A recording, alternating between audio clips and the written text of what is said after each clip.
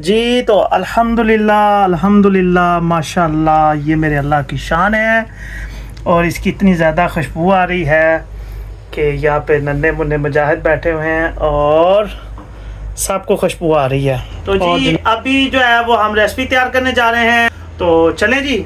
चलो।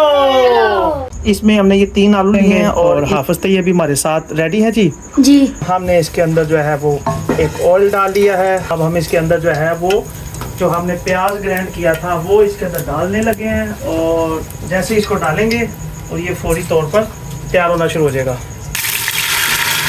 इसके अंदर जो है वो चिकन हमारे जो तैयार है रेशा रेशा वो इसके अंदर डालेंगे बिस्मिल्लाहिर्रहमान के जी। हमने इसके अंदर दही भी डाल दिया है।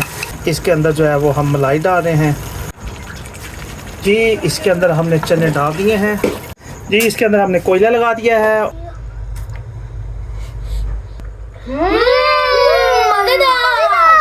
मेरे चैनल को लाइक कर दे, सब्सक्राइब कर बेल आइकन को